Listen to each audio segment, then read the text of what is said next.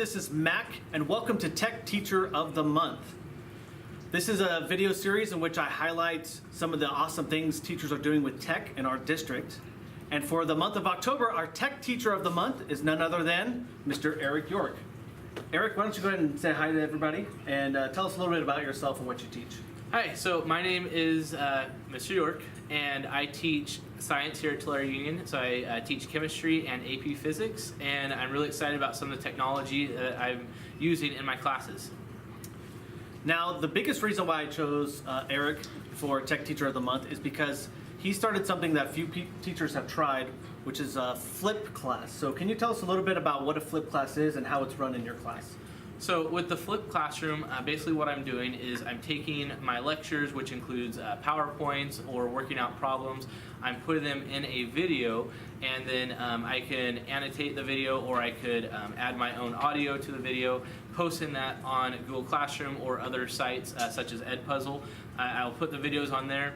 The students will watch the videos at home, so it's kind of like the reverse process of a traditional classroom. So instead of me lecturing in class, what they're doing is they are seeing my lectures from home, and that's the essential part of the flipped classroom, and that enables me to include other activities and go deeper in the class time that we have where I'm here and they can work in groups together.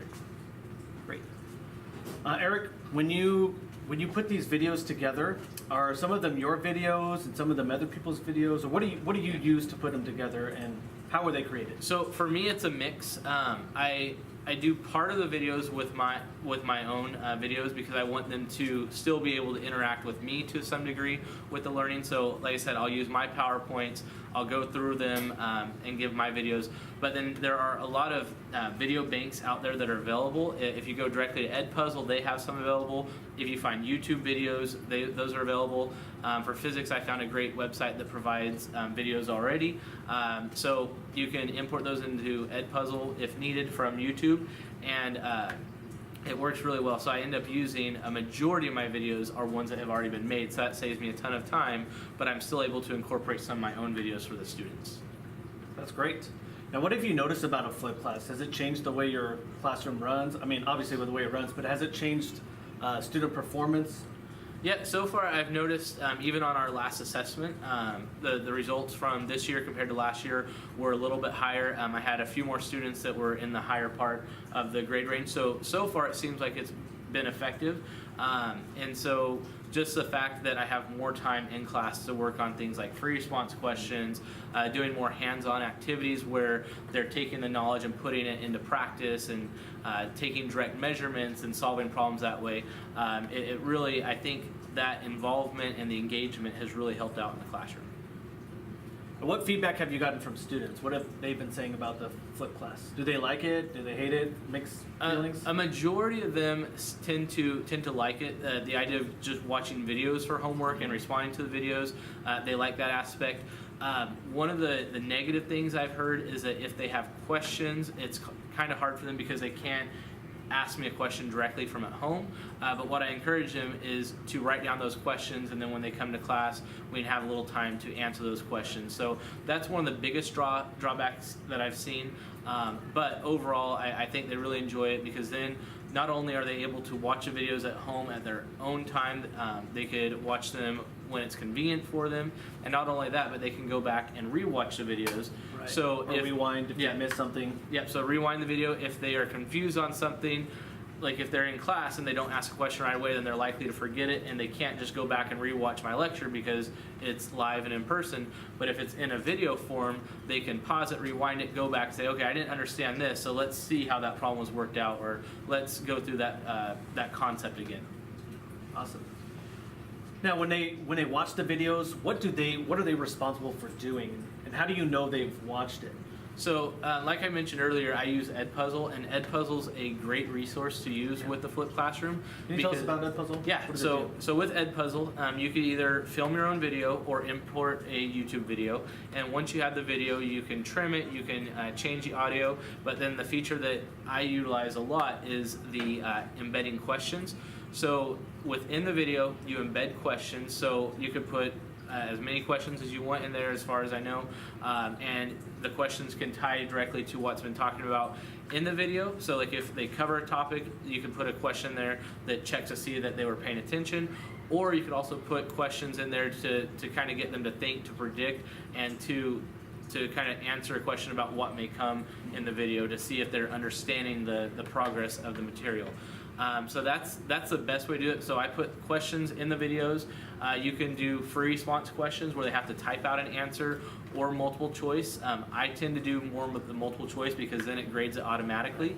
And then because I care, first of all, I want to make sure they're completing the video, so they get a completion grade.